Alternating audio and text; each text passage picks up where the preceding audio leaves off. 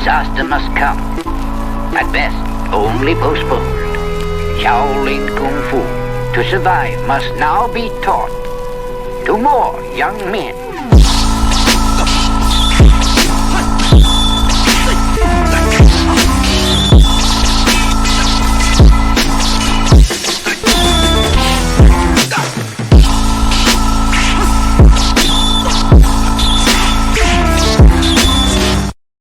Welcome once again to another episode of Fists, Kicks, and Flicks, the podcast about martial arts, movies, and life. I am one of your hosts, Eugene Plowden, and with me as always, my podcast partner, Joe Hartley. What's up, man? What's going on, Gene? If this is your first time with us, I want you to know we are members of the Martial Arts Center Network. On Mondays, you got the Winner Circle with myself, Angel Diaz, Chris Walker, and Isaiah Gatherings. Tuesdays, you got the Inside Scoop with Alex and Jeff. Wednesdays is traditional way with Brett Shumway. Thursdays is us, Fists, Kicks, and Flicks with Gene, Joe, and Angel. For more information, you can check us out on all of our social media platforms. Just look for the Martial Arts Center Network on Facebook, Twitter, Instagram, YouTube, and Patreon. Joe, it is showtime. What's up, man? What's going on? You know what? Really just spending some time with the family, trying to get everything together. My wife gets her, God bless it, I'm getting feedback. Hold on. Okay. There we go. Getting ready. My wife's getting ready to go back to school. Getting in some doctor's appointments, stuff like that. Nothing too crazy. Saw my father-in-law last night. Had fun over there. We celebrated my wife's birthday coming up, and her stepmom's birthday. So we had fun with that. My daughter got invited last minute to a Katy Perry concert, so she had fun over there at Little Caesars. That's her first concert, so she had fun with that. Last night, stayed up real late with her girlfriends, and then came back, stayed the night, and we picked her up in the morning. So I think that's it. Yeah, nothing crazy this week, so thank God for that. Pretty much, for the most part. Calm before the storm. It's about to get busy, huh? Yes, sir. And what, you got 2 weeks before your wife goes back to work? I think she's, about 2 weeks, if that. This has been a long summer, but a fast summer also for me. Yeah, 100%. Yeah, because it's almost over already. But, man, I feel like I've done so much this summer. So. I mean, it's good to stay busy, but then when it goes by so quick, you're like, oh, man, now it's over. Yeah, well, I mean, then the holidays. We got the fall season, and then we got the holidays. So, it's going to keep on going. I know my next few weekends are busy. The next few weekends, there's plenty of stuff to do. So that should be fun. Gonna get back to tournaments pretty soon. Oh, yeah, for sure. What's the first tournament? September 13th, we got Ultimate Warrior Challenge. I think that's the Brains up in Battle Creek. That'd be nice. See how many kids I'm going to take up there. I have no idea. I just don't. I'm really not a fan of how MSKC breaks up the tournament season, though. I just keep all of them together. So we start off with the Arctic Challenge in January, and there's nothing in February. And then we'll have Dan Cousineau's is in March. And then Jaime Serrato is in April. I think Jeff Bryant has one in May. Or his people, somebody has one in May. And then my uncle has his in June. And then there's a break until September. And then that's when the Prames have their tournament. And then Curtis Butler has his in October. The beginning of October, almost like 2 weeks after the Prames. They're real close together. Just like Jaime Serrato and Dan Cousineau, their tournaments are so close together. Just wish they kind of just a month apart. Right? Just make it simple. A month apart in the season, and either July or August or whatever, and start back up again in January. The old MKC days, man, I feel like we had tournaments like every other week. Well, I talked to I talked to my uncle about that. And I asked him how many tournaments was part of the Michigan karate circuit. and we counted, and there were 13 tournaments that we used to go to, and that was just in Michigan. That wasn't even including going to Chicago twice a year. That wasn't including going to Cincinnati for Anthony Price's tournament. That didn't include going to Bluegrass. That didn't include going to Canada for any tournaments up there. So we used to do a lot of tournaments, and now it just kind of dwindled down to my kids do probably 8 tournaments a year, and that's pretty much it. Yeah, I felt like, man, 13 was it? I felt like it was more than that. Well, Lots of Nichols had 2. I'm not going to try and count all the tournaments that we had back then, but Lots of Nichols had 2. My uncle had his tournament. Willie Adams had his tournament. Alkebulan had their tournament. Amy. Yeah, Amy Serrato. I'm thinking about I'm blanking. What was the Mary Garrett's? Yeah, Mary Garrett's. Yep. And Smurf. Yep, his. Lansing. I feel like there were 2 tournaments in Lansing. I'm not 100% sure, but I feel like I wouldn't doubt it. Yeah. Yeah. So there were just a lot of tournaments that we had to go to. I think I said Willie Adams. Did I say Willie Adams? Yeah, you said Willie. Yeah. So I used to like going to his tournament because he used to run commercials on TV. Oh, for real? Yeah, I used to tell people I'm going to that tournament. I'm going to compete in that tournament, because I didn't remember that. That's funny. Yeah, he used to have commercials. And his tournament used to be at the when I went was at the Renaissance building, Renaissance Center. Yeah. We used to have a lot of tournaments to go to back in the day, man. So, but now it's different. And honestly, man, the more and more, I know it's kind of sad to say, but I really think karate is going to change in the next 25 or 50 years. I think it's going to be a big, big change. I think more people are. I think a lot more people are going to get more into jiu-jitsu and Muay Thai. I think, especially now when you look and see some of the message boards and see how people are complaining about the tournament system and the different leagues and everything. And I don't know, man. I don't know how it's going to go forward in the future as far as the sporting aspect of it. Yeah, for sure. I don't know. Like, I don't really see. I very rarely have adults reach out to me for karate classes. Very rarely, Okay. Most of the time, the adults that I've seen who start karate, most of them are either the parent of a kid that's in the classes, or it's someone who comes over from another school that might join, like what my uncle has. Like, he has a lot of people who started training at other schools, like yourself, started training somewhere else and migrated over. But as far as someone emailing or calling me that just want a karate lesson, I don't know, man. A lot of people I know, they'll do boxing, they'll do kickboxing, they'll do Muay Thai, they're doing jiu-jitsu, but I don't know too many adults that want to do sport karate. So, and a lot of kids, as time goes on, I think they're going to start off in karate, and as they go along, as they get older, they're going to get into jiu-jitsu and start, possibly doing MMA or jiu-jitsu players, or I don't know, man. We'll see, though. Yeah, it's one of those things, like, you gotta get on it or move out of the way. It sucks. Yeah, so because that's all we know. That's all we ever knew. And I love it. I still love it. I like to watch it. I like to be a part of it.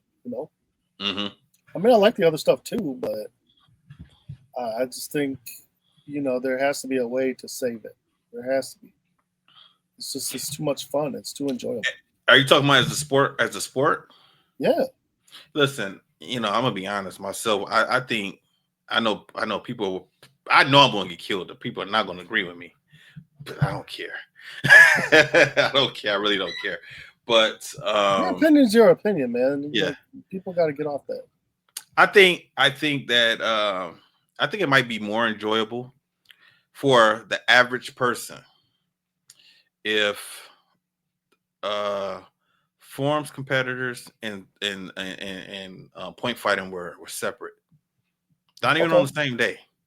You know, one day you go and you just watch all forms, all weapons, creative forms, all of that, traditional forms, all of that, all your forms division on one day, and then the next day or another day, you know, you have. Doesn't NASCAR basically do that kind of? I don't know. I have no idea. I haven't heard that. I mean, I'm not 100%, but I thought like usually like a Thursday, Friday, maybe even part of Saturday is usually forums, and then the rest of the week is, I don't know. I haven't been so long. I could be. I mean, but Thursday and Fridays, man. I mean, when kids are in school, and you know, you're talking about, you know, even adult competitors who have to work, who are not full-time martial arts instructors, and even if they are full-time martial arts instructors, like it's not a lot of people that want to close their schools down for Thursday, Friday, and Saturday, you know, to go to a tournament. Yeah, You know, true. so I don't know, man. But I would like it. Like even like with Lots of Nickels. Lots of Nickels used to have 2 tournaments a year. What if the fall tournament was just forms? The spring tournament was just fighting. You're not there for you know, from 9 in the morning to 2 at that point. You're probably there for maybe 3 hours, maybe. So you can do something like from 3 to 6. Or if you want to make it like a nighttime thing, like a lot of sports, 6 to 9. I mean, I don't know, you know, something like that. You can do that, or 12 to 3, whatever, you know. Okay.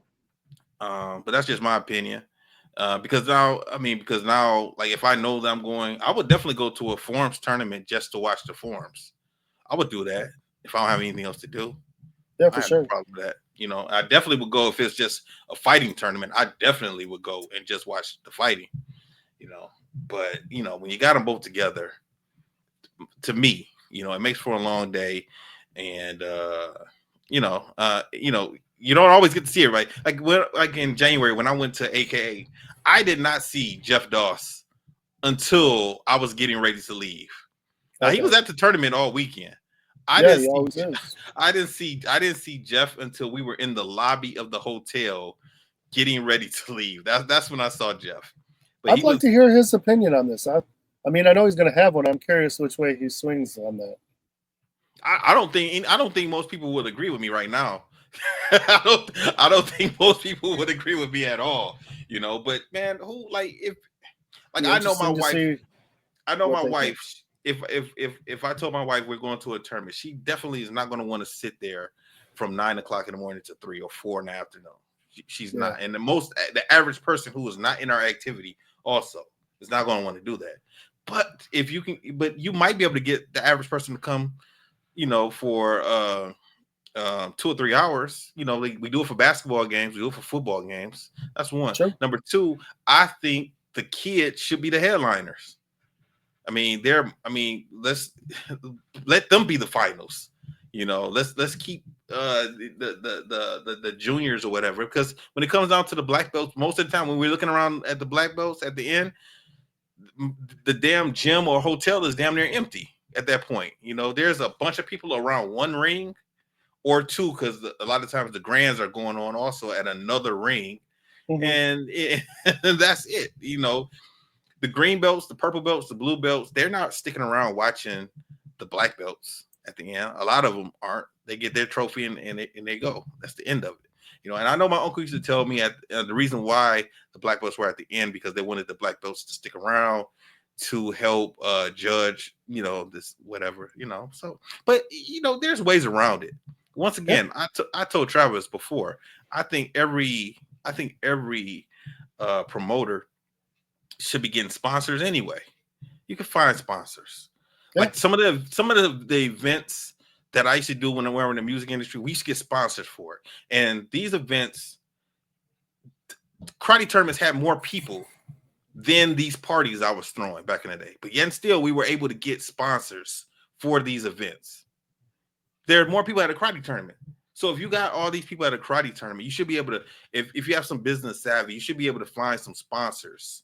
And then you pay these damn judges to sit there. Whether it's $100, $150 an hour, you pay them to stick around, you know, and then Well, let the junior, something's better than nothing, because yeah, right now it's nothing.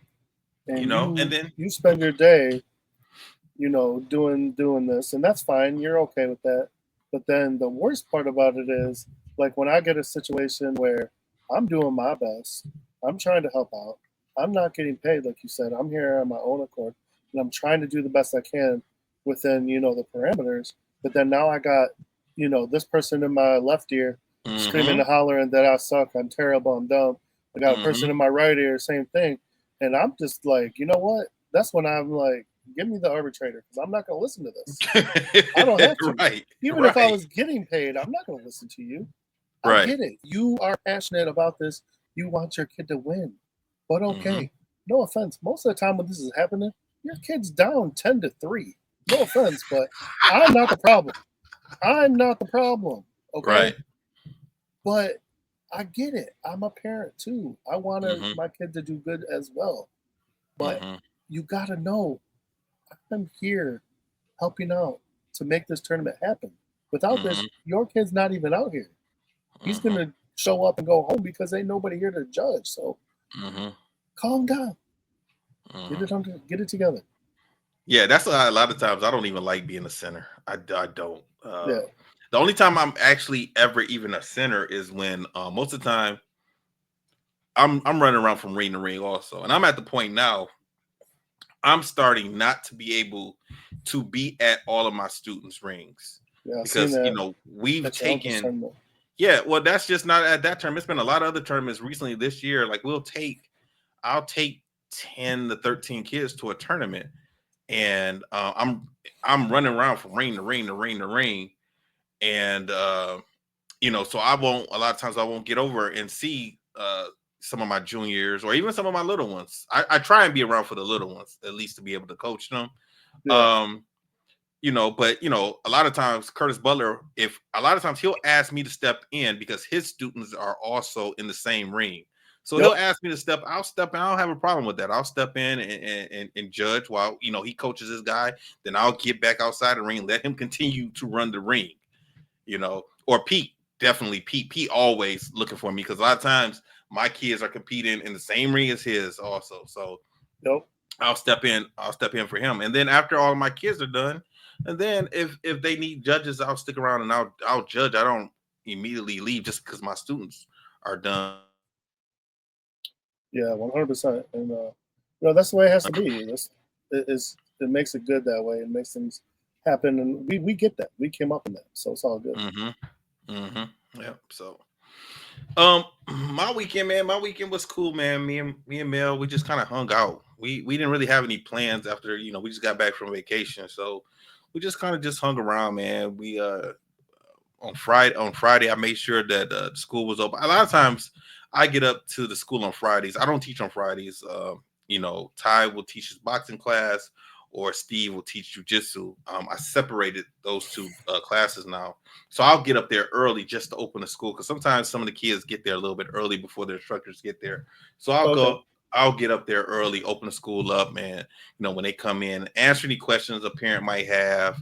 Sometimes somebody will see me in there to say, "Hey, Mr. Plowden, can I order a uniform or get some more gear or something like that?" So I'm up there for, after their class starts, I'm up there for about 10 or 15 minutes. And then me and Melissa will take off and we'll go do something, go for a ride or so we went to Como's in Ferndale. That was really, really good pizza down at Como. You Okay. been to Como's? You been there Not before? in a long time. Yeah, man. We went there. That was the first time I actually ate there.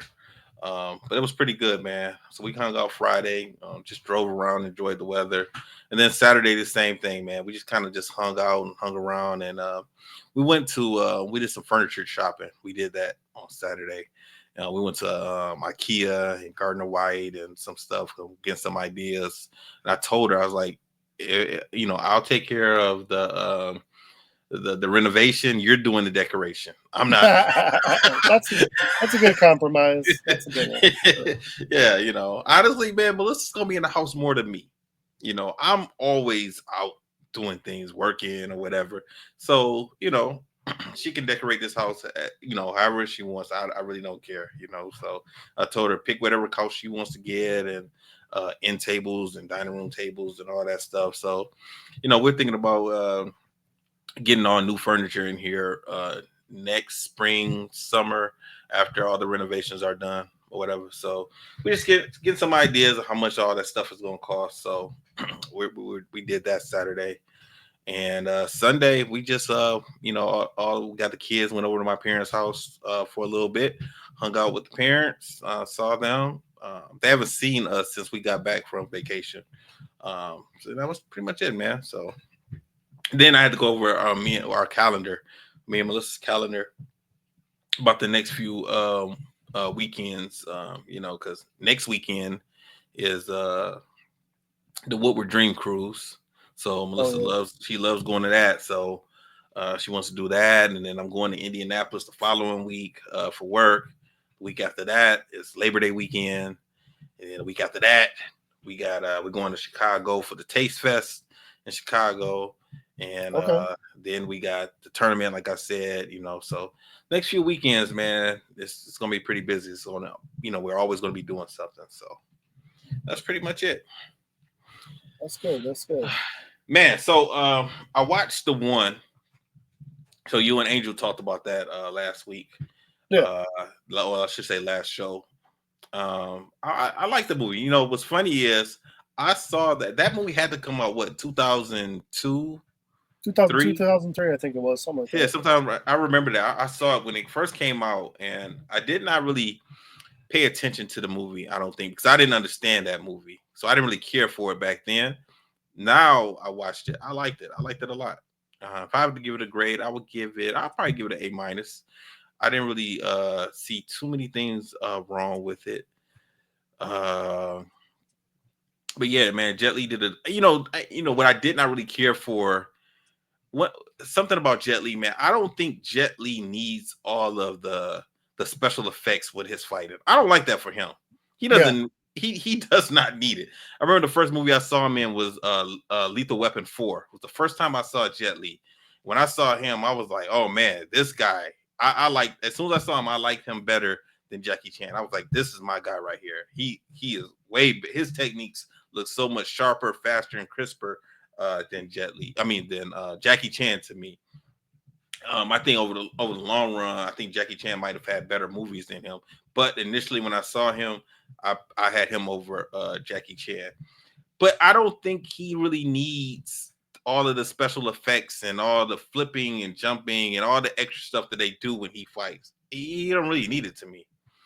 They did that in that other movie too that we saw with him. What was that movie? Was it Hero? Yeah, I think we talked about that when we watched Hero. That like he doesn't really need that stuff when he fights. No, he's his choreography. One of the most pure martial artists.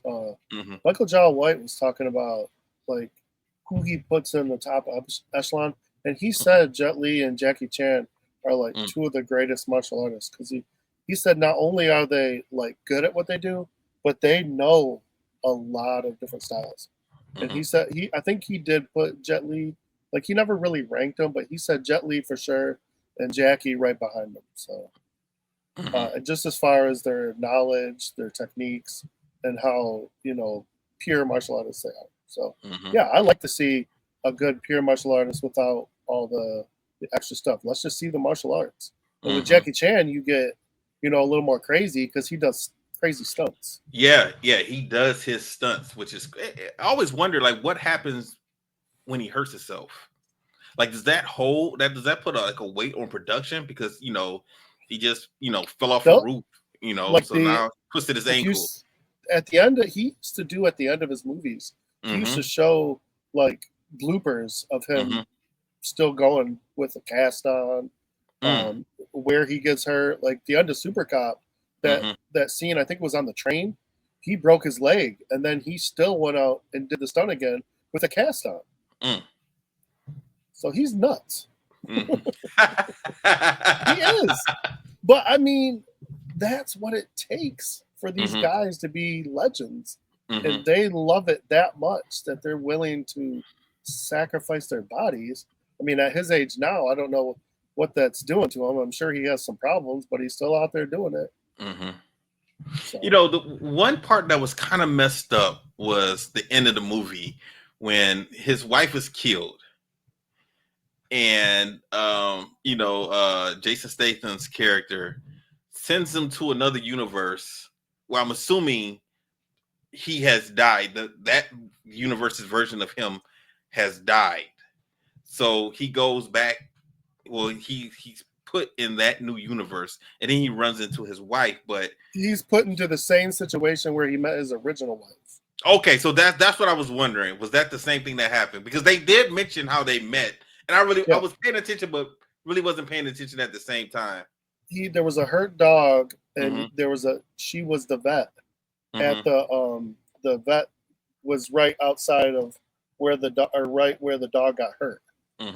And so he took the dog in, and then there's his wife. And then we never saw that in the original version. Right. And then in the new universe, they showed that same thing happening, which I thought was interesting because I'm like, okay, how did I did discuss it with Angel. I said, okay, how would he know where to send them and like the timing of where to send them? I know the answer to that question because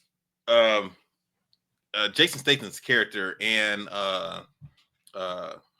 Delroy, is that his name? Delroy? Yeah. Lindy. They had been chasing U-Law all over different universes.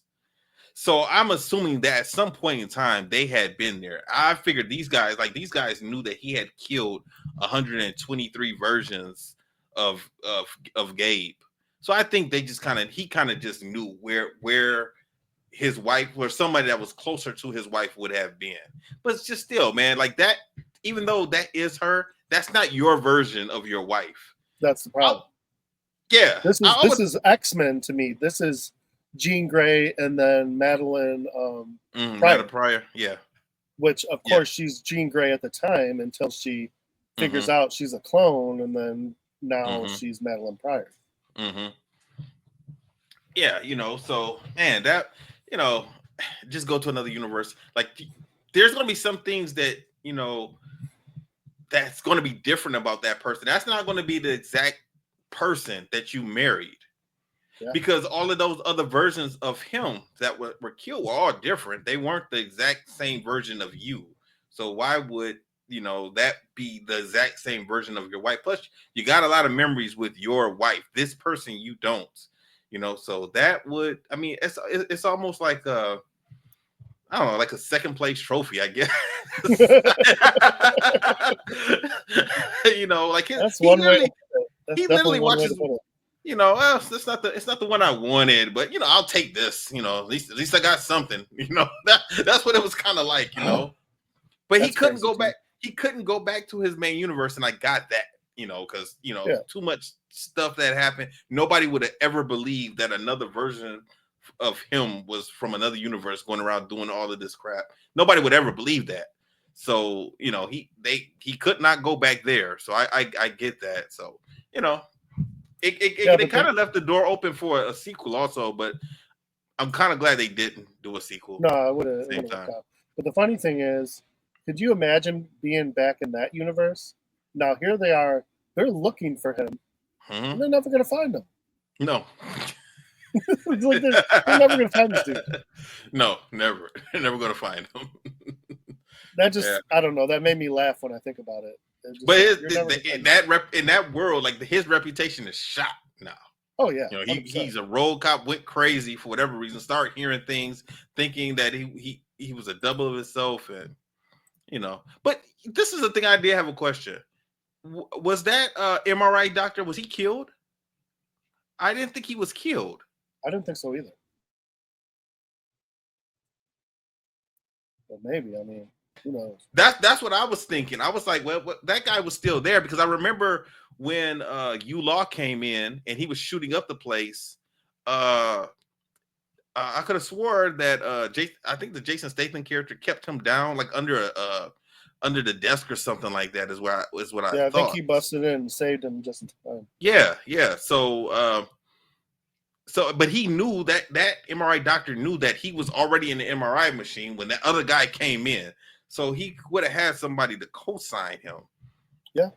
And I have no idea why there weren't any cameras in the room also. Good question, man. See, we needed you for this review. But other than that, man, I enjoyed the movie. You know, man, I like all the multiverse thing and thinking that could be a possibility out there, that there could be other versions of us. Yeah, that's what Angel and I, one point we really made was this movie is more acceptable now that we've seen multiverse in Marvel. Now we understand it more. You know, that word, we wouldn't have been able to use that word unless we were reading all the comics at the time, because they didn't call it a multiverse. We call it that now because of our knowledge of Marvel comics. Yeah, Marvel and DC.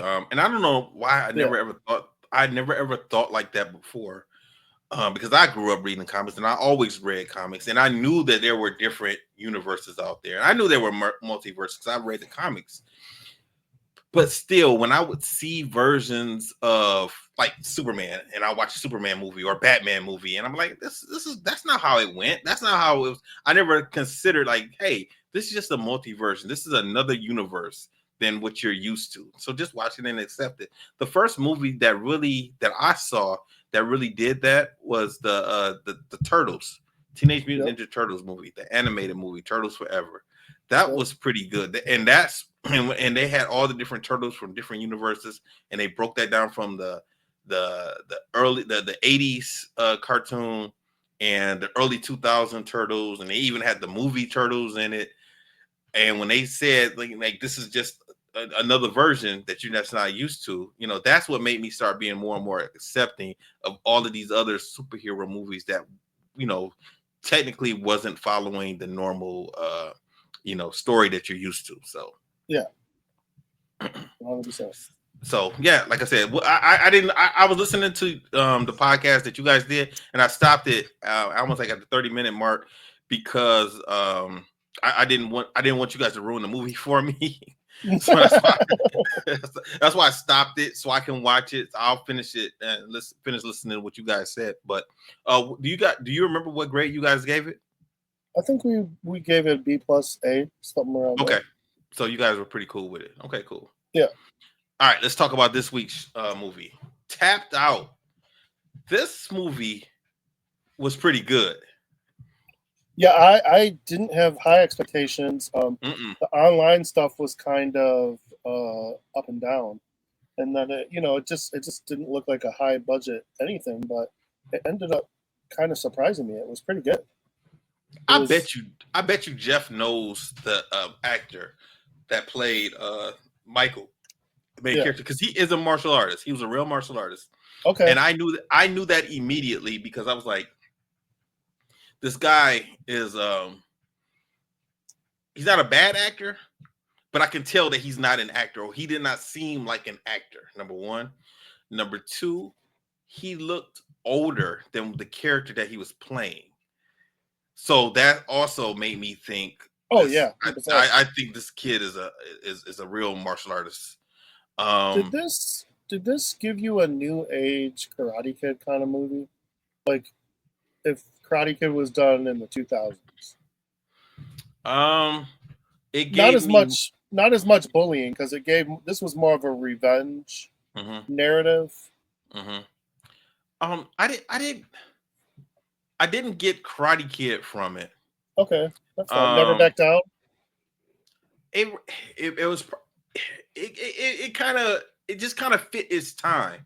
It seems like another, because like all of the movies that came out in the 80s and 90s were kind of like the same. Like Sidekicks, that was more like the Karate Kid than this. Yeah. Yep. True. You know, but in the 2000s, we had a lot of martial arts movies that were like this. This feeling that this kind of had. Yeah. What was killing me was the editing. I don't even know if you guys noticed this, but my man's hair was different throughout the movie. I had no idea. I didn't even pay attention. What? You're about to go now. You're about to watch this, right? I'm gonna tell you exactly. The movie, his hair starts off one particular way. when he goes into the principal's office to talk to the principal, his hair is totally different. Wow. Totally different from when he was at his locker to where he's sitting outside of the office, and then when he goes inside of the office, it's totally different. Now, for the most part, for most of this movie, his hair is kind of just down in front of his face. But every now and then they'll flip it up. And I'm like, man, they weren't paying attention when they did the editing of Not this. one bit, I guess.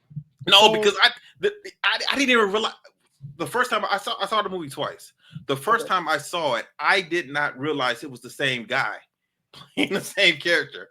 So I had to rewind it back, and I said, "Oh man, it's the editing. They messed up his editing. Nobody caught that." So sloppy. Yeah. So what were you about to say? I was just saying. So the movie starts out. We get our main character, Michael Shaw, right away, and it's nice. It's a kid. He's going for his brown belt.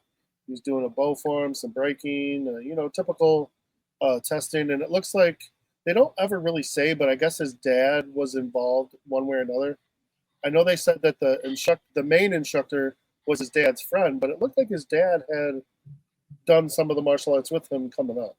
Now, yeah, I agree. I 100% agree. Now, this was part that also confused me was at the beginning of the movie, we see Michael as a kid coming up through martial arts. And later on, he starts working at a martial arts school, but it's not the same martial arts school that he was at as a kid. And the guy that he was working with when he was a teenager, that instructor was his dad's friend. Yeah. So why wasn't he at that school to begin with? Exactly. That's what I was wondering. Like that's a quick thing they could have did. Like he could have just been coming back to his original school. But there's a lot of things that had me scratching my head with the movie, but it didn't take from my enjoyment. But we'll get there. No, I agree, because this next part really pissed me off.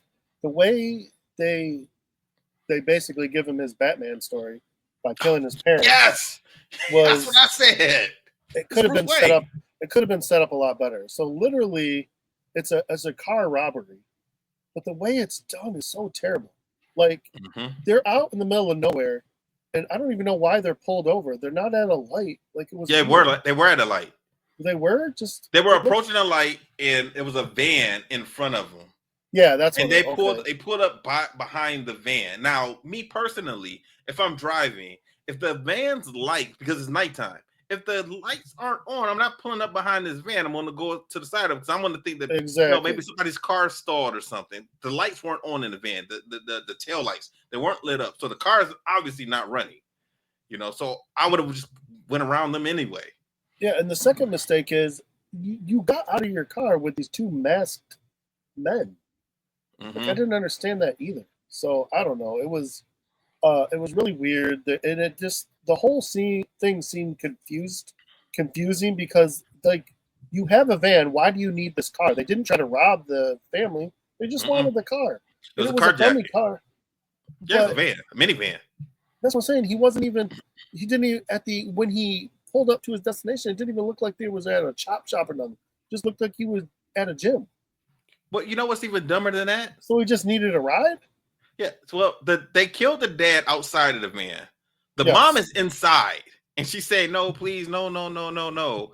He point blank shoots her, had the man in the face, and kills her. So you mean to tell me there's no residue, no blood, no skull, no skin fragments, no DNA all throughout that van? You're not. Yeah, exactly. That was stupid. There would have been something. They didn't catch the kid in the back. No. So you see the kid, and what is Michael supposed to be, like 12? Yeah, he's 12 because they make a point of saying that this happened. 7 years later in the future when we get to the future. So all he sees is the guy that shot his parents, and he sees a tattoo on the back, and then the guy goes back of his neck to whatever he's doing with the van. He goes inside a house, and Michael takes off, and then they 7 years later. Now we see the guy's face. It's it's Christoph from UFC, and he plays Dominic Gray. So he's I knew him mainly from IFL. Yeah. I used to like the IFL, so that's why I mainly knew him. IFL When was great. It was a lot of fun. But at first, because it was dark, when I was looking at him, he kind of looked like Cain Velasquez to me. That's what I thought at first too. I thought Yeah. the exact same thing. I was like, oh no, and I always get those two confused sometimes. And I haven't thought about Cain Velasquez in a while. That was another good fighter. He's in jail. Well, that doesn't shock me. Oh no, that wasn't his fault. It wasn't his fault. It was his fault. He ended up killing someone, but he killed someone because I believe they raped his sister or I'd be in jail too. I'd be in jail. Exactly. Something like that. And then he went and did whatever he had to do. So yeah. So 7 years later, we have Michael getting into trouble, and the police kind of are used to this. He's been acting out since his parents, which is understandable. Could find more constructive ways, maybe. Obviously, he didn't stick with the karate, and he's living with his grandpa. The police that brings him and drops him off and talks to the grandpa and basically tells the grandpa, this is gonna be the last time I can't keep, sticking up for Michael. I can't keep making excuses. Like, I'm gonna get fired from my job. So, and the grandpa says, thanks, I appreciate it. I get it. It makes sense. They should have gave us some more background on this cop also. Like, was he a friend of the family? Was he a friend of the grandfather? Was he the uncle? Or was he the brother or something of the father? Something, because throughout the movie, they show that this cop cares about Michael for some reason. This seems like they never really get into it, huh? This seems like a smaller town, so everybody knows everybody. So it's probably just one of those guys that, he knows the situation. He feels for Michael, and he's hoping he can just get over it, Okay. That's my guess. I mean, but, the funny thing about this is, and when we get into it. So I'll pay attention to his hair right now. Yeah, no, I'm paying attention. You're not wrong. Okay, so wait till he gets into the principal's office. The funny part is when he gets into the principal's office is who the principal. Oh yeah, it's completely different. It's completely different. Yeah, you're right, 100%. And he almost doesn't look like the same kid. He doesn't. I had to rewind it back because I was like, "Who's this guy? Where does this guy come from?" The principal is Martin Cove. Yeah. And I remember when I was watching the opening credits and I saw his name, I'm like, oh, is he going to play the same kind of character he always plays? And he didn't. Yeah. He's just this outstanding principal who's trying to help Michael out. So, but he doesn't seem like it, because the whole time I'm thinking, okay, he is behind. He's behind this MMA ring. He's behind some type of drug deal. Oh, you were thinking. The whole time I'm like, he's going to show up at the end, and he's going to be some bad guy. And that would have been interesting to say the least. Because he's acting. He is still acting like John Kreese. He is not acting any different. He is still in John Kreese mode. And he was acting the same way he did in the Karate Christmas Miracle. It's the same. He's acting the same way. Yeah, 100%. So I guess somehow the grandpa and the principal came up with a plan together because, one, to keep Michael out of trouble and hopefully get him back on track, and two, he needs more going forward to pass. This is his second year as a senior, and he's already not going to pass again. So the idea is to pick up an extracurricular and a job where he's getting credit for school and staying out of trouble. And it's at his dad's friend's karate school. So he shows up, he's going to clean up, he's going to wipe the place down. Eventually, he kind of enjoys it and gets even further helping teach and all that stuff. But right now, he just kind of shows up because he has to. And then it seems like he kind of likes it, which is good. I mean, that's great. And like you said, I thought he was going to the same place he did before, but he just, it's this random, what's this guy's name? Reggie. Reggie. Now, did you see the name of the karate school? No. It's called Reggie's Karate. And I was like, you get that's it? You couldn't get more creative than that? A first name, not even a last name. Yeah. The first, I don't know too many people that just uses their first name for their karate school. If there are some people that school, I What's guess he wanted to put? it Like just sounded. Reggie's Killer Karate. That would have been better than just. At first, it just says karate on the outside of the school, but as we listen to him talk, he says Reggie's Karate, and then at the end of the movie, he has a sign out on top of the building, and it says Reggie's Karate, and I was like, huh, Reggie's Karate, huh? All right, I guess. I don't know. It's not my movie, but skip it. So I'll tell you, the crazy thing is, so he leaves them to clean this place up, like after the school is like basically closed. So he starts going through the whole place. He's checking everything out, and then he gets into Reggie's office, finds a pint of Jack, and starts drinking from it. So obviously Reggie has some of his own problems on top of So I mean, you're thinking, what are they gonna bond over this or some crap? He didn't even look for a cup, a paper cup, or anything. He just drinks it straight out the bottle, like he knows where Reggie's mouth been. I don't know where Reggie's mouth been. I'm not putting my lips on that bottle. No, I hear you on that, but this just showing how far gone Michael might be and all this. So you don't even know what kind of person Reggie is. Like Reggie's that Jack could have been spiked with something else. Ain't no telling what could have been. Oh yeah, I didn't even think about that. He shows up at the house afterwards, and the grandpa says, "How was it?" And sarcastically, he says, "Oh, it was great." But the funny thing is, he's got these friends at school that are very bad influences. And right away, he stops talking to them the second he gets this after school activity. Yeah. And he gets really into it, and he starts trying to come up with ways to better the school. Like when he goes into the bathroom and the kids are whizzing everywhere and he's slipping on it and he's having to clean it up every day. He figures out, these kids are short. Let's put something for them to stand on. Hello, what's going on? And so, Reggie's kind of like, all right, cool.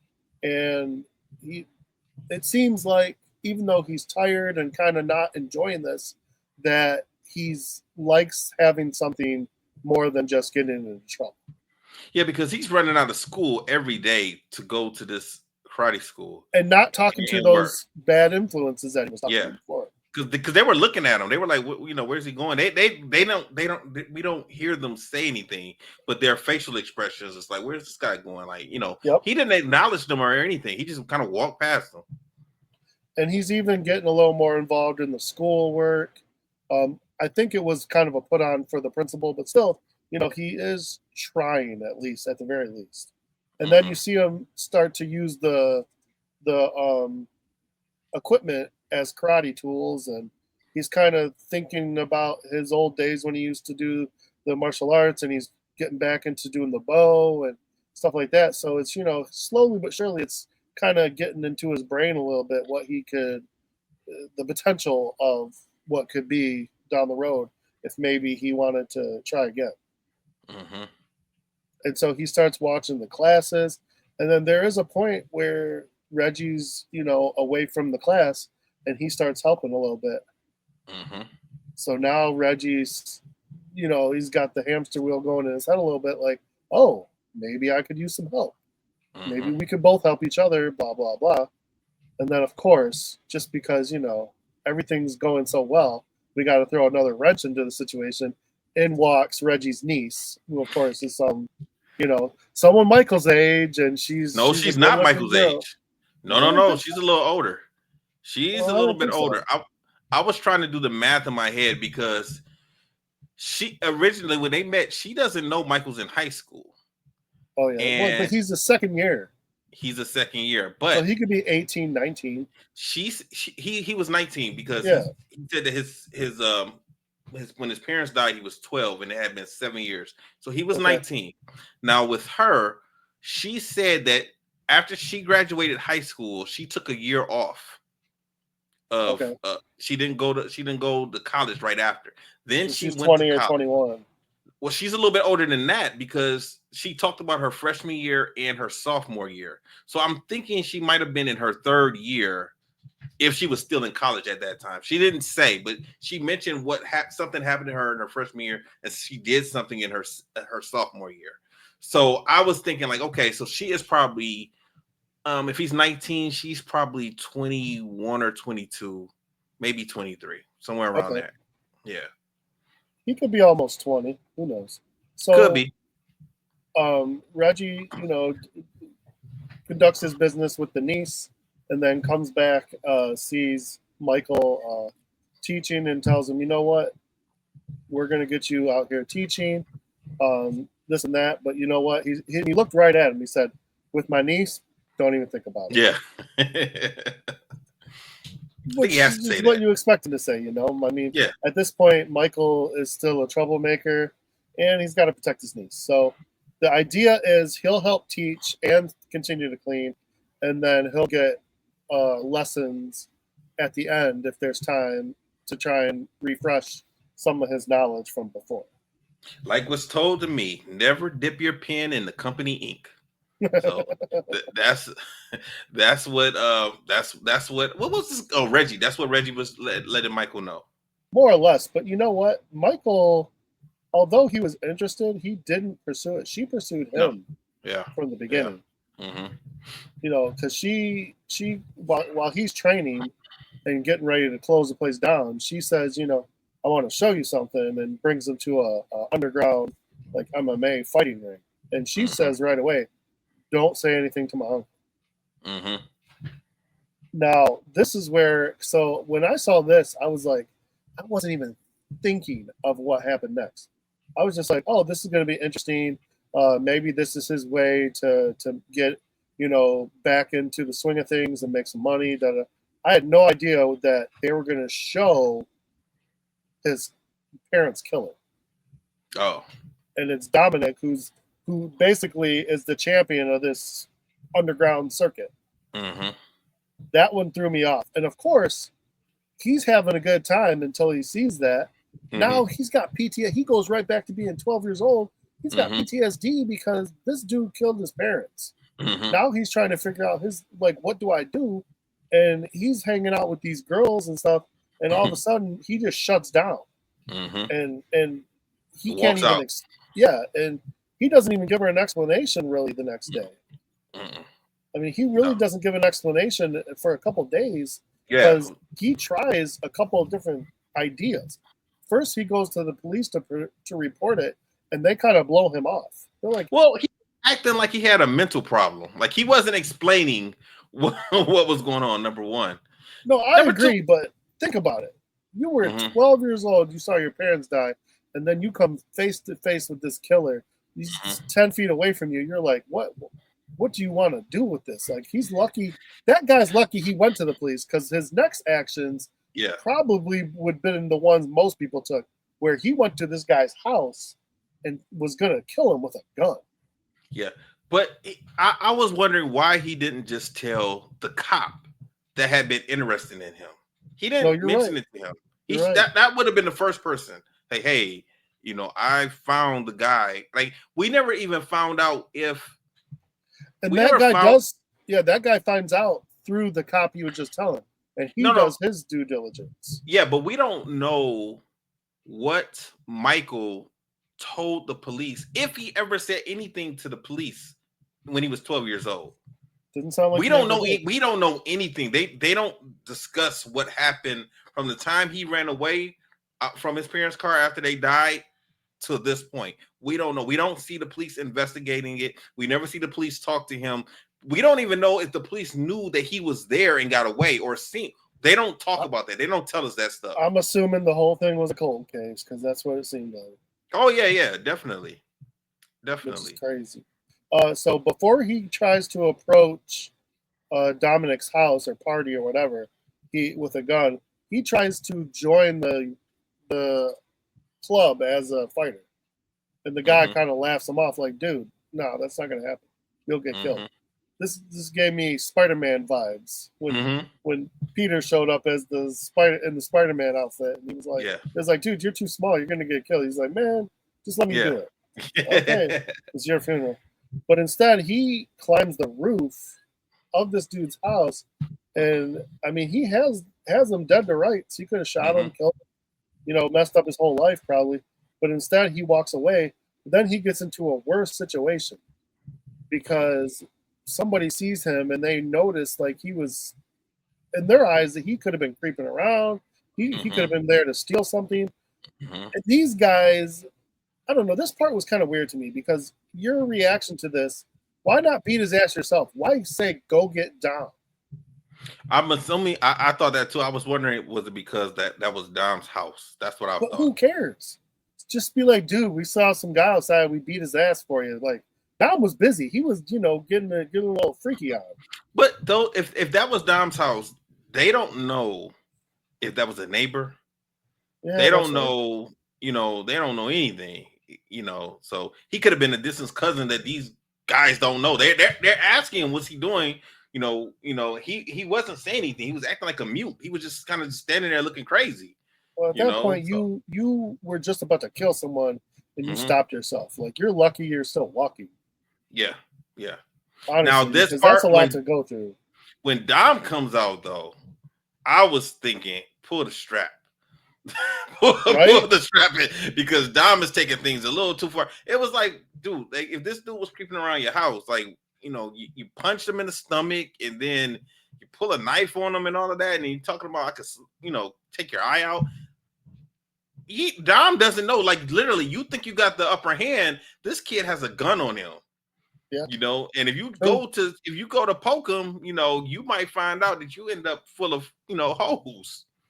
100%. So he's going to all these fights now, watching Dom, trying to figure out his best way to get to him. Mm-hmm.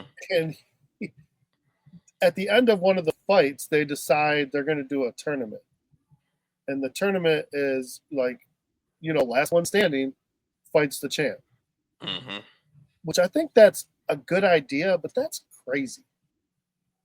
Mm-hmm. I got to fight 3 fights. And then I got to fight not only a dude who's fresh, like this dude hasn't fought all day, but he's the champion who's undefeated. And not in my weight class. Exactly. That's crazy. Mm-hmm. But I mean, entertaining. Yeah, I mean, he could have just stalked him and followed him around and poisoned his food or something, Right? That'd have been a better idea. Yeah, find out what restaurant he likes going to, get a job at that place, wait for him to come in and order his food, put some rat poison in or something, and take care of the guy that way, Obviously, he had nothing else to do. He was following them around. So he runs into the niece again. Her name is Jen. And she kind of asks, like, what happened the other day, blah, blah, blah. And he doesn't explain it to her right away. And he just, tells her he wants to take her out, this and that. And they start to build a relationship. And then, I forget, does she catch him or something? How does she find out? I forget. She looks up the car crash and figures out, the incident with his, because he did tell her his parents were dead, but he didn't say how or what happened. Yeah, so she just kind of Googles him, and and then she notices him kind of stalking the fights, and she sees him after a fight. So he had to fight to get up in this tournament. They didn't want to just send him out to get killed, so they set him up with a street fight. Well, and he got blown off for the street fight too. The guy, the promoter, wasn't going to give him that until he beat up the promoter's bodyguard, who was way bigger than him. And, he used his martial arts skills and beat that guy up. And when he saw that, then the promoter knew that he could fight. Did you notice that Michael reached out to Jen on Bookface? That's what it was called. It wasn't Facebook. No, even though it looked just like Facebook. Yeah, I thought it was just Facebook. Honestly, I thought it was Bookface. Bookface. They don't want to get sued. I get it. So she's trying to investigate him why he wants this fight, but he just kind of again blows it off. He's like, can I just take you out to dinner? Blah blah blah. And then he shows up to the karate class. And Reggie sends him home because he's like, I can't have you teaching these kids with a black eye. And he kind of tries to talk to him about it. Yeah, I didn't understand why. Because this is the thing. Like, when he found out that he had to fight the next night, he calls Reggie and says he's sick and he can't make it. But I'm like, dude, like karate, the classes are like at 4 in the afternoon or something like that. Why can't, like, you're fighting late at night, like at 11 or midnight or something like that? Like, why did you have to call off work in order to fight? I didn't get that. And it's a street fight. It's not like you're going to Atlantic City. It's not like you're in Vegas or anything like that. They're like a parking garage, the roof of the parking garage. That's what it looked like. Yeah. This is like some Lionheart stuff. Yeah, yeah, exactly. So the niece shows up when Reggie kicks him out for the day, and she kind of follows him out, and she's like, she's kind of already figured out what's going on, and she tells Michael, like, why don't you explain to my uncle what's going on? Like, I think he'd understand. And of course, at first he's like, nah, I don't think that's a good idea.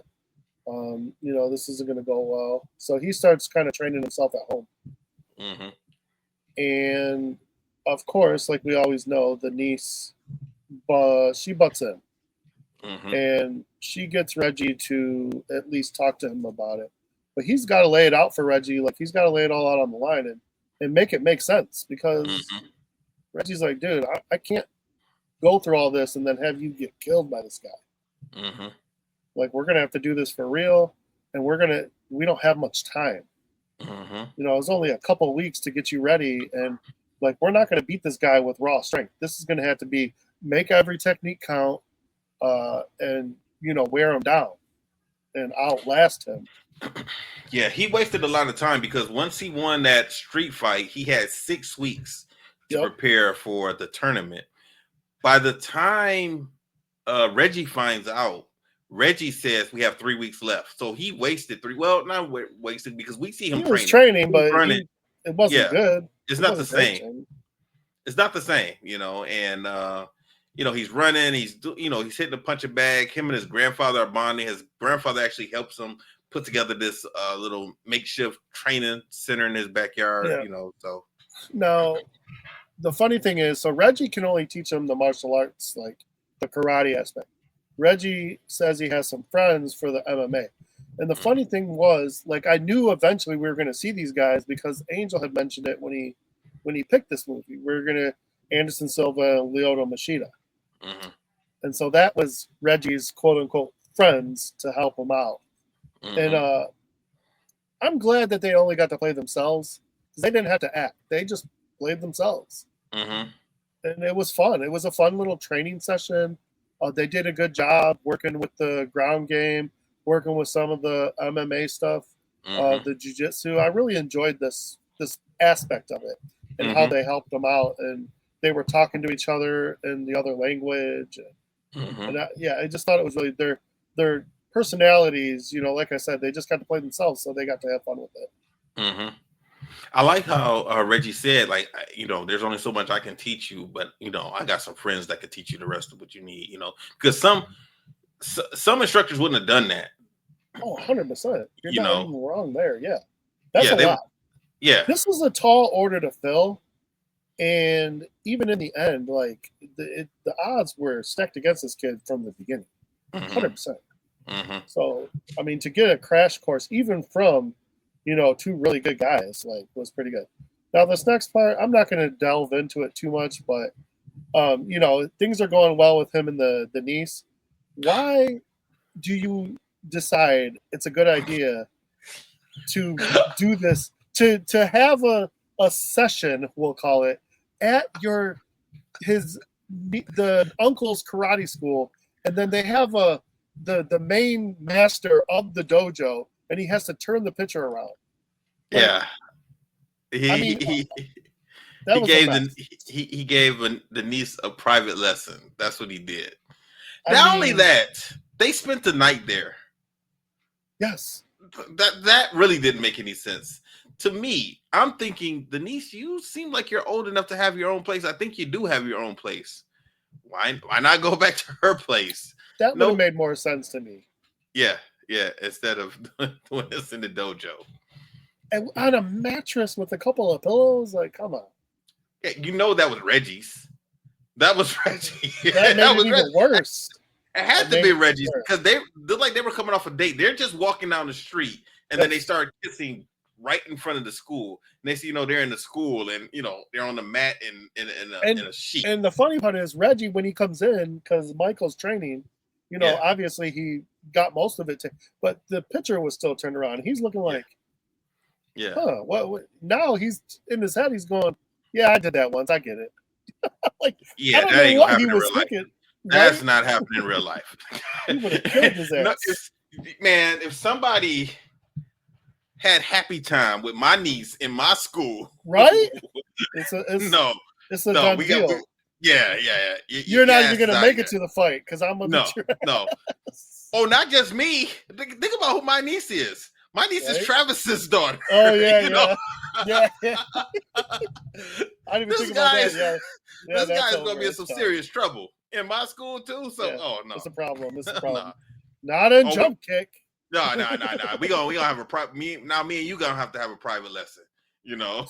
So I liked the fighting in this because it was pretty raw, but I liked how a lot of times they'll have the hero character kind of dominate throughout the thing, and they really showed, like in this first fight, he struggled a little bit, but he got through it pretty easily, no problem.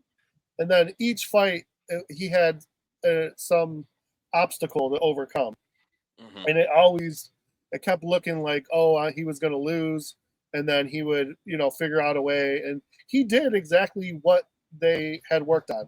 He didn't overexert himself. He didn't go for the power punches and everything.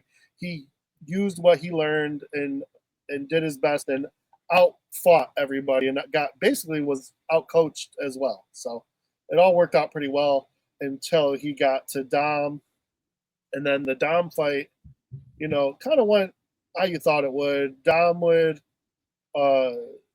was pretty much, the first round was all Dom, and then they had to talk him through it, and it took some good strategy and a little bit of luck, because in the second round when they were making exchanges back and forth, and I think Dom went for a knee, and Michael was able to move out of the way, and Dom completely took the knee and hit the cage, and that's when was it earlier when they were training that he said if you take out the legs, if they can't stand, they can't fight. Yeah. So that basically it evened the game out a little bit for Michael, which he needed something like that, because there was no way he was going to beat this dude in a straight up fight. It just wasn't going to happen. Well, before you got to hold on, let me back up a little bit. What did you think? What did you think? So he goes through the tournament and he wins the tournament. Michael wins the tournament, and now it's announced that he's going to fight Dom for $50,000. That is what's on the line, $50,000. And Dom gets in the ring, and he insults him and he talks crap about him, and then it's his turn. I forgot he had to talk. And that's what the promoter tells you. You have to say something. And all he does is talks about the night that his parents were killed.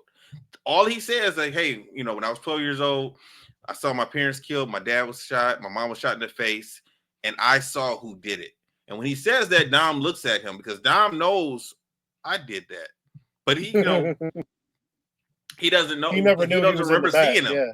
Yeah, he never knew that. So it probably messed him up in the head a little bit. Now, later, before they fight, Dom is in the back. He's in the dressing room with his manager or his coach. And the coach goes and says, if this, if whatever this kid is saying, if it's true, this is true, you got to kill him now. Why does the coach even think that he's talking about him? He never says Dom does that. He never points any fingers. But they made it seem like some of the crowd was thinking the same thing too. So I was like, why would they be thinking that? Say it? Why would he say it? I would think the kid is tired, and this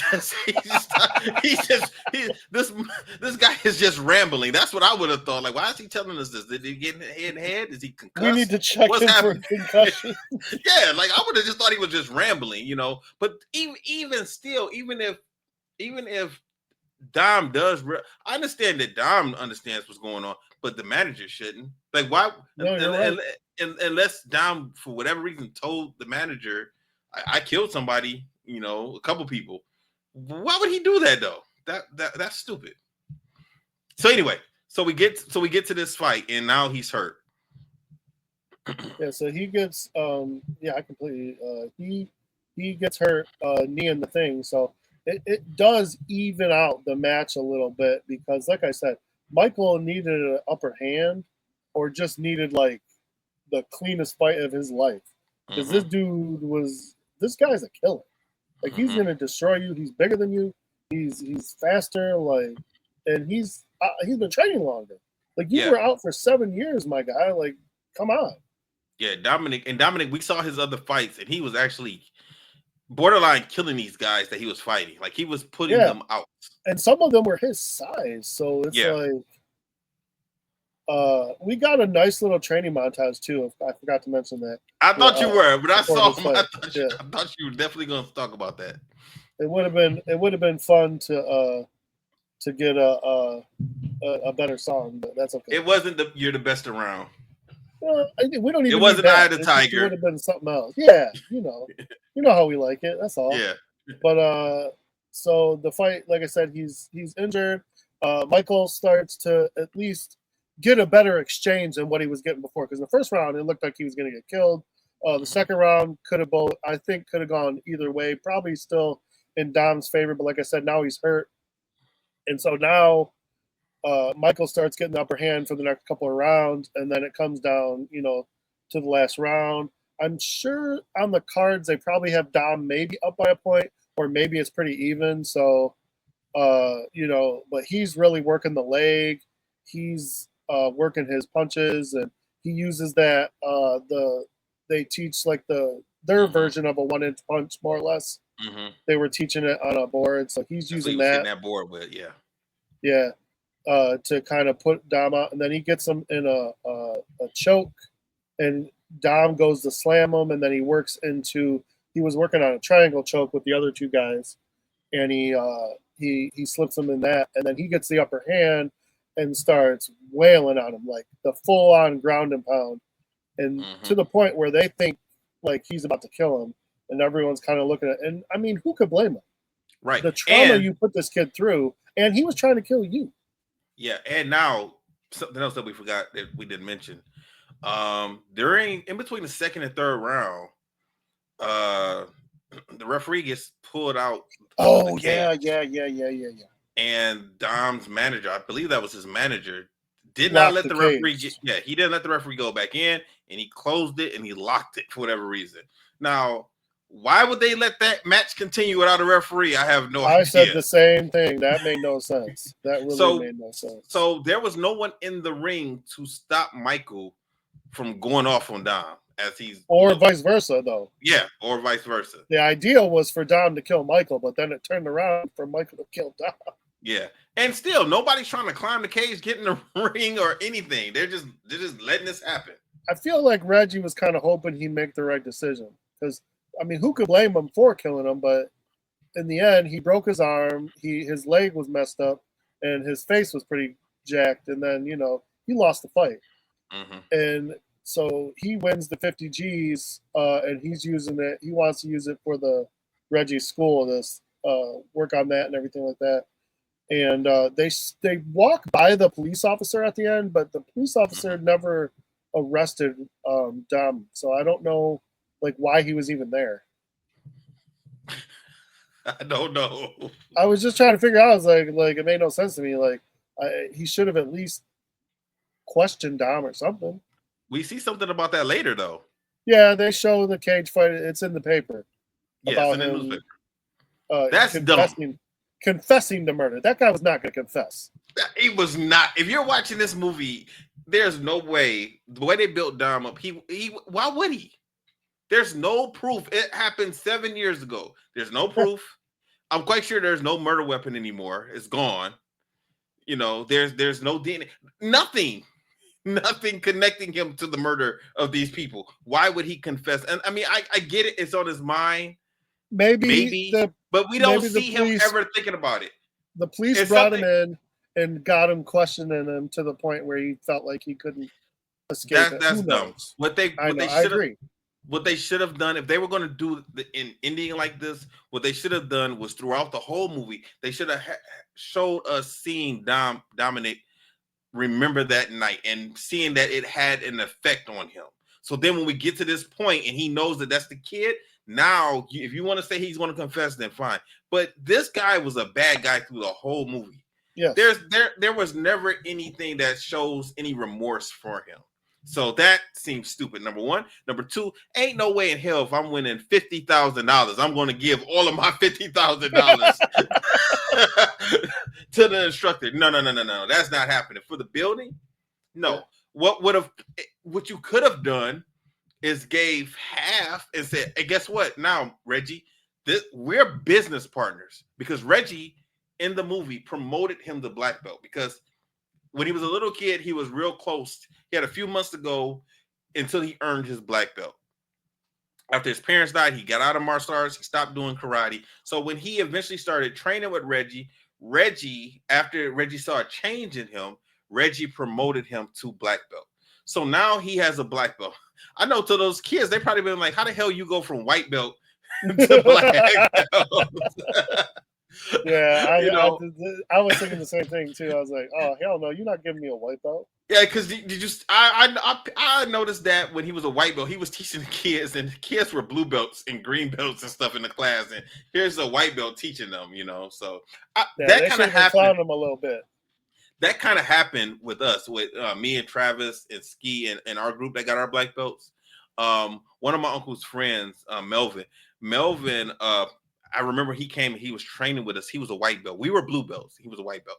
We had a testing and Rick gave him a blue belt. And we were like, me and Ski and Travis, like, what the hell? Like, how the hell did he get a blue belt from a white belt? And we didn't know that he trained with my dad and Rick back in the 70s. We had no idea that he had already been training, So he finished up with us.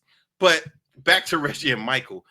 No, we're about to be partners in this dojo. If I'm going to give you $50,000, yeah. We're going to be partners, and we're going to change this damn name. This is going to be Reggie and Michael's Karate or something. $50,000. That's a lot of money, for a building. Sure. I hope he owned it. It didn't seem like it. It was like a building that was connected to a bunch of other buildings. It didn't seem like it was a separate building. Yeah, like a strip mall or something. Yeah. So anyway, that was Tapped Out. What grade do you give Tapped Out, Joe? You know what? It was like I said, it was better than I thought. It was pretty good, so I'm giving it a solid B. Okay, I'm going to give it a B plus. I enjoyed it. It really wasn't that bad, especially for a movie that was lower budget. It was not a big movie. I'd watch it again. I've already watched it twice. I'd watch it again. It was entertaining. It was good. The stuff that bothered me didn't bother me that much. So yeah, it did. It wasn't that big a deal, except for the editing and Michael's hair throughout the damn movie changing from one to another. That was a little irritating, but other than that, it was a pretty good movie. So yeah, for sure. All right, cool. Next week, do you want to do Karate Kid Legends? I believe it's on the streaming platforms now, so we should be able to watch that. We'll let Angel know, and then we will go over Karate Kid Legends. On Superflix this week, we are covering Spider-Man number 3. I think that movie, did it come out in 2004 or 5? I can't remember. Something like that. So this is the third one. We already did Spider-Man 1 and 2. Those are pretty good. So now we're covering Spider-Man 3 on Superflix. So make sure you check out Superflix on Friday morning. You'll be able to check that out. Anything else, Joe? Oh, man, I'm good. Cool. All right, well, that was a good show. Everyone, stay safe, stay strong. We'll holler at you next week, and I will play our music. Disaster must come. At best, only postponed.